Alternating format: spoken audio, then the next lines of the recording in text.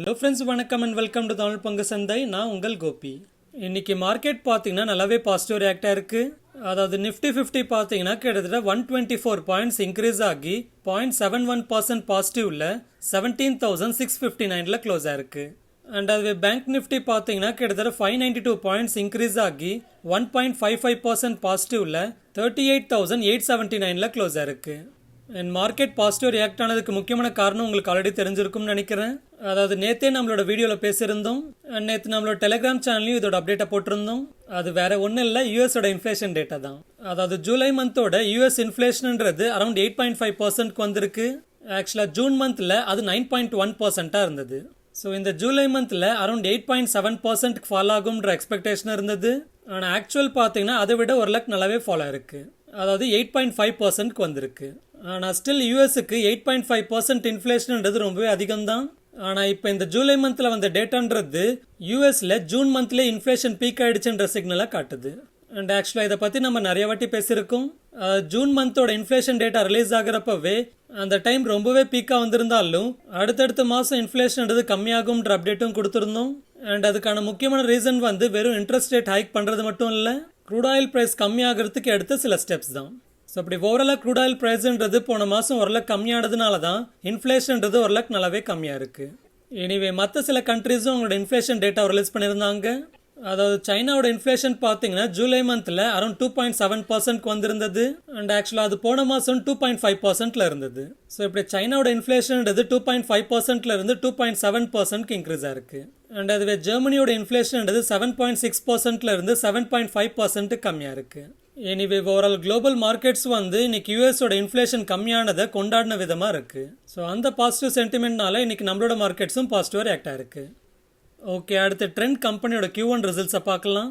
ட்ரெண்டோட இந்த Q1 ரிசல்ட்ஸை போன வருஷத்தோட கம்பேர் பண்ணுறப்போ ஸ்டாண்டலோன் ரெவன்யூ பார்த்தீங்கன்னா அரௌண்ட் 408% அதிகமாக இருக்கு. அண்ட் அது ப்ராஃபிட் ஆஃப்டர் டேக்ஸ்னு பார்க்குறப்போ ஆக்சுவலாக போன வருஷம் வந்து லாஸ் போஸ்ட் பண்ணியிருந்தாங்க. ஆனால் இந்த வாட்டி around 180 crores net profit post பண்ணியிருக்காங்க. அண்ட் ஈவன் இந்த குவார்ட்டரோட ரெவன்யூ அண்ட் ப்ராஃபிட் வந்து ப்ரீ கோவிட் லெவல்ஸை கம்பேர் பண்ணுறப்பவும் அரௌண்ட் 113% அதிகமாக இருக்கு. எனிவே இந்த பாசிட்டிவ் ரிசல்ட்ஸ்க்கு அப்புறமா ட்ரெண்ட் கம்பெனியோட ஷேர் பிரைஸ் எப்படி ரியாக்ட் ஆயிருக்குன்னு பார்க்குறப்போ இன்னைக்கு எண்ட் ஆஃப் த டே ட்ரெண்டோட ஷேர் பிரைஸ் பார்த்தீங்கன்னா ஆல்மோஸ்ட் 2.2% பாசிட்டிவாக க்ளோஸ் ஆயிருக்கு. ஓகே, அடுத்து பாரத் ஃபோர்ஜோட ரிசல்ட்ஸை பார்க்கலாம். பாரத் ஃபோர்ஜ் கம்பெனியோட ரிசல்ட்ஸை போன வருஷத்தோட கம்பேர் பண்ணுறப்போ ரெவன்யூ அரௌண்ட் 28% அதிகமாக இருக்கு. அண்ட் ப்ராஃபிட் வந்து அரௌண்ட் 46% அதிகமாக இருக்கு. ஆனால் மார்ஜின் பார்த்தீங்கன்னா கம்மியாக இருக்கு. அதாவது 28.5%ல இருந்து 24.7% கம்மியாக இருக்கு. ஸோ இந்த ரிசல்ட்ஸ்க்கு அப்புறமா பாரத் ஃபோர்ஜோட பாபா கல்யாணி என்ன அப்டேட் பண்ணியிருக்காருன்னு பார்க்குறப்போ அவங்களோட ஓவரால் ரெவன்யூவில் 60% ஆஃப் த ரெவன்யூ வந்து எக்ஸ்போர்ட்ஸ்லேருந்து வரதாகவும் அண்ட் அது ஸ்ட்ராங்காக இருக்கிறதாகவும் அண்ட் முக்கியமாக இவி ப்ரொடக்ஷனோட கெப்பாசிட்டியை டபுள் ஆக்கிறதுக்கு பார்த்துட்டு இருக்கிறதாகவும் அண்ட் இவிஎஸ்ல யூஸ் பண்ணுறதுக்கான அலுமினியம் காம்போனன்ட்ஸுக்கு யூஎஸ்ல கிரீன்ஃபீல்ட் ப்ராஜெக்டில் இன்வெஸ்ட் பண்ண போகிறதாகவும் அண்ட் கரண்ட் லெவல்ஸ்ல இருந்து மார்ஜினை இம்ப்ரூவ் பண்ணுறதுக்கு ஆப்டிமிஸ்டிக்காகவே இருக்கிறதாகவும் அண்ட் அதுலேயும் ஸ்பெசிஃபிக்காக 100 basis points அளவுக்கு மார்ஜின் இம்ப்ரூவ் பண்ணுறதுக்கு ஈஸியாகவே டார்கெட் பண்ண முடியும்னு சொல்லியிருக்காரு. எனிவே இந்த ஓவரால் அப்டேட்க்கு அப்புறமா இன்னைக்கு பாரத் ஃபோர்ஜோட ஷேர் பிரைஸ் எப்படி ரியாக்ட் ஆயிருக்குன்னு பார்க்குறப்போ இன்னைக்கு end of the day Bharat ஃபோர்ஜோட ஷேர் பிரைஸ் பார்த்தீங்கன்னா ஆல்மோஸ்ட் 2.97% பாசிட்டிவாக க்ளோஸ் ஆயிருக்கு. ஓகே, அடுத்து ஏவியேஷன் ஸ்டாக்ஸ் ரிலேட்டடான அப்டேட்டை பார்க்கலாம். டொமஸ்டிக் ஏர்லைன்ஸோட ஃபேர் கேப்பை ரிமூவ் பண்ண போகிறதா சிவில் ஏவியேஷன் மினிஸ்ட்ரி வந்து அப்டேட் பண்ணியிருக்காங்க. அதாவது ஆல்மோஸ்ட் லாஸ்ட் 2 yearsஆ பார்த்தீங்கன்னா டொமஸ்டிக் ஏர்லைன்ஸோட ஃபேர்ஸுக்கு லிமிட் வச்சுக்கிட்டு இருந்தாங்க. அதாவது ஃபேர்ஸ் வந்து இந்த லிமிட்குள்ளே இருக்கணும் அந்த லிமிட்குள்ளே இருக்கணும்னு டைம் டு டைம் ஒரு லிமிட்டை வந்து இம்போஸ் பண்ணிட்டு இருந்தாங்க. ஸோ இப்போ அந்த லிமிட்டை வந்து ரிமூவ் பண்ண போகிறதா அனௌன்ஸ் பண்ணியிருக்காங்க. அண்ட் இந்த டேஷனை வந்து கேர்ஃபுல்லாக எடுத்திருக்கிறதாவும் அதாவது ஏர் டிராவலோட பேசஞ்சர் டிமாண்டையும் அண்ட் ஏடிஎஃபோட ப்ரைஸையும் கன்சிடர் பண்ணி இந்த கேர்ஃபுல்லான டேஷன் எடுத்திருக்கிறதா சொல்லியிருக்காங்க. எனிவே இந்த அப்டேட்ன்றது ஏர்லைன்ஸுக்கு ஓரளவுக்கு பாசிட்டிவ் அப்டேட்டாக இருக்கும். ஸோ இந்த அப்டேட்க்கு அப்புறமா இன்னைக்கு ஸ்பைஸ்ஜெட்டோட ஷேர் பிரைஸ் எப்படி ரியாக்ட் ஆயிருக்குன்னு பார்க்குறப்போ இன்னைக்கு எண்ட் ஆஃப் த டே ஸ்பைஸ்ஜெட்டோட ஷேர் பிரைஸ் பார்த்தீங்கன்னா ஆல்மோஸ்ட் 3.13% பாசிட்டிவாக க்ளோஸ் ஆயிருக்கு. அண்ட் அதுவே இன்டர்குளோப் ஏவியேஷன்ன்ற இண்டிகோ ஏர்லைன்ஸோட ஷேர் பிரைஸ் எப்படி ரியாக்ட் ஆயிருக்குன்னு பார்க்குறப்போ இன்னைக்கு மார்னிங் என்னவோ பாசிட்டிவ் ரியாக்ட் இருந்தாலும் end of the day almost 0.91% நெகட்டிவாக க்ளோஸ் ஆயிருக்கு. ஓகே, அடுத்து ஐச்சர் மோட்டார்ஸோட அப்டேட்டை பார்க்கலாம். ஐச்சர் மோட்டார்ஸ் கம்பெனி வந்து இந்த Q1ல highest ever quarterly revenue and highest ever quarterly international sales achieve பண்ணியிருக்கிறதா சொல்லியிருக்காங்க. அதாவது அவங்களோட ரிசல்ட்ஸை போன வருஷத்தோட கம்பேர் பண்ணுறப்போ ரெவன்யூ பார்த்தீங்கன்னா அரௌண்ட் 72% அதிகமாக இருக்குது. அண்ட் அதுவே ப்ராஃபிட் ஆஃப்டர் டேக்ஸ் பார்த்தீங்கன்னா ஆல்மோஸ்ட் 157% அதிகமாக இருக்குது. அண்ட் மார்ஜின்ஸும் பார்த்தீங்கன்னா ஓரளவுக்கு இம்ப்ரூவ் ஆயிருக்கு. அண்ட் இந்த குவார்ட்டரில் ராயல் என்ஃபீல்ட் பார்த்தீங்கன்னா இன்டர்நேஷனல் மார்க்கெட்ஸில் பெஸ்ட் எவர் பர்ஃபார்மன்ஸ் கொடுத்துருக்கிறதா சொல்லியிருக்காங்க. அதாவது ராயல் என்ஃபீல்டோட டோட்டல் டிஸ்பேச்சஸ் வந்து போன வருஷத்தோட கம்பேர் பண்ணுறப்போ 62% அதிகமாக இருக்கிறதாவும் அண்ட் போன குவார்ட்டரோட கம்பேர் பண்ணுறப்பவும் 30% அதிகமாக இருக்கிறதா சொல்லியிருக்காங்க. அண்ட் இந்த குவார்ட்டரில் கம்பெனி வந்து புது ராயல் என்ஃபீல்டு ஹண்டர் 350 லான்ச் பண்ணியிருக்கிறதாவும் சொல்லியிருக்காங்க. இனிவே இந்த ஓரல் அப்டேட்க்கு அப்புறமா இன்னைக்கு ஐச்சர் மோட்டார்ஸோட ஷேர் ப்ரைஸ் எப்படி ரியாக்ட் ஆயிருக்குன்னு பார்க்குறப்போ இன்னைக்கு end of the day Eicher மோட்டார்ஸோட ஷேர் ப்ரைஸ் பார்த்தீங்கன்னா ஆல்மோஸ்ட் 0.69% பாசிட்டிவாக க்ளோஸ் ஆயிருக்கு. ஓகே, அடுத்து ஏர்டெலோட அப்டேட்டை பார்க்கலாம். ஏர்டெல் கம்பெனி வந்து இன்னைக்கு விங் ஸ்டுடியோன்றதை லான்ச் பண்ணியிருக்கிறதா அப்டேட் பண்ணியிருக்காங்க. அதாவது இந்த wing ஸ்டுடியோன்றது independent ஆர்டிஸ்ட்கான music distribution ego சிஸ்டமாக இருக்கும்னு சொல்லியிருக்காங்க. அதாவது இந்தியன் அண்ட் இன்டர்நேஷ்னல் ஆர்டிஸ்ட் வந்து அவங்களோட மியூசிக்கை இந்த ஸ்டுடியோன்ற ஆப்பில் லான்ச் பண்ணி அதை நிறைய பிளாட்ஃபார்ம்ஸில் மானிட்டைஸ் பண்ணுறதுக்கு ஹெல்ப் பண்ண போகிறதா சொல்லியிருக்காங்க. அண்ட் இது ரிலேட்டடாக நெக்ஸ்ட் 1 இயரில் மட்டுமே விங்க் மியூசிக்கில் அரௌண்ட் 5000 இண்டிபெண்ட் ஆர்டிஸ்டோட மியூசிக் லான்ச் பண்ண போகிறதா சொல்லியிருக்காங்க. அண்ட் லோக்கல் டேலண்ட்டை ப்ரமோட் பண்ணுறதுக்கு அரௌண்ட் 100 crores அலோகேட் பண்ணியிருக்கிறதாவும் சொல்லியிருக்காங்க. எனிவே இந்த செக்மெண்ட் எல்லாமே அவங்களோட ஓவரால் ரெவன்யூவில் ரொம்பவே சின்ன கான்ட்ரிபியூஷன் தான் பண்ணும்.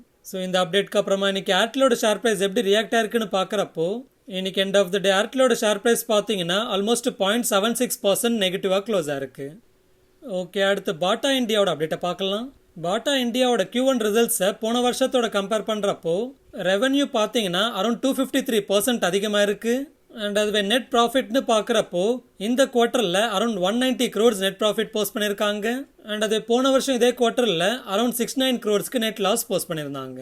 அண்ட் Tier 3, Tier 4, Tier 5 சிட்டிஸில் அவங்களோட ரீட்டைல் எக்ஸ்பென்ஷன் டிரைவை கண்டினியூ பண்ணதா சொல்லியிருக்காங்க. அண்ட் இந்த குவார்ட்டரில் கிட்டத்தட்ட 60+ ஸ்டோர்ஸை ரெனியூவேட் பண்ணதாகவும் சொல்லியிருக்காங்க. அண்ட் புதுசாக இந்த குவார்ட்டரில் 20 நியூ ஸ்டோர்ஸை ஓப்பன் பண்ணியிருக்கிறதாவும் சொல்லியிருந்தாங்க. எனிவே இந்த பாசிட்டிவ் ரிசல்ட்ஸ்க்கு அப்புறமா பாட்டா இந்தியாவோட ஷேர் ப்ரைஸ் எப்படி ரியாக்ட் ஆயிருக்குன்னு பார்க்குறப்போ இன்னைக்கு எண்ட் ஆஃப் த டே பாட்டா இந்தியாவோட ஷேர் ப்ரைஸ் பார்த்தீங்கன்னா ஆல்மோஸ்ட் 1.74% பாசிட்டிவாக க்ளோஸ் ஆயிருக்கு. ஓகே, அடுத்து இன்னைக்கு என்னோட பொசிஷனோட அப்டேட்டை பார்க்கலாம். இன்னைக்கு புதுசாக நிஃப்டி செப்டம்பர் எக்ஸ்பைரியோட 15,500 புட் ஆப்ஷனை ஷார்ட் பண்ணியிருக்கேன். அண்ட் மற்றபடி எக்ஸிஸ்டிங் பொசிஷன்ஸை அப்படியே கண்டினியூ பண்ணிட்டு இருக்கேன். ஓகே, அடுத்து கிரீவ்ஸ் காட்டனோட ரிசல்ட்ஸை பார்க்கலாம். கிரீவ்ஸ் காட்டனோட Q1 ரிசல்ட்ஸை போன வருஷத்தோட கம்பேர் பண்ணுறப்போ ரெவன்யூ பார்த்தீங்கன்னா அரௌண்ட் 188% அதிகமாக இருக்குது. அண்ட் போன வருஷம் around 22.8 crores net loss post பண்ணியிருந்தாங்க. ஆனால் இந்த வாட்டி around 15.9 crores net profit post பண்ணியிருக்காங்க. எனிவே இந்த பாசிட்டிவ் ரிசல்ட்ஸ்க்கு அப்புறமா இன்னைக்கு கிரீவ்ஸ் காட்டனோட ஷேர் ப்ரைஸ் எப்படி ரியாக்ட் ஆயிருக்குன்னு பார்க்குறப்போ இன்னைக்கு end of the day Greaves காட்டனோட ஷேர் ப்ரைஸ் பார்த்தீங்கன்னா ஆல்மோஸ்ட் 1.63% பாசிட்டிவாக க்ளோஸ் ஆயிருக்கு.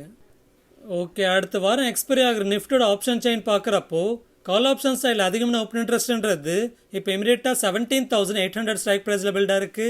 அண்ட் அது புட் ஆப்ஷன் சைடில் அதிகமான ஓப்பன் இன்ட்ரெஸ்ட்ன்றது இப்போ இமீடியட்டாக 17,500 ஸ்ட்ரைக் ப்ரைஸில் பில்டாக இருக்குது.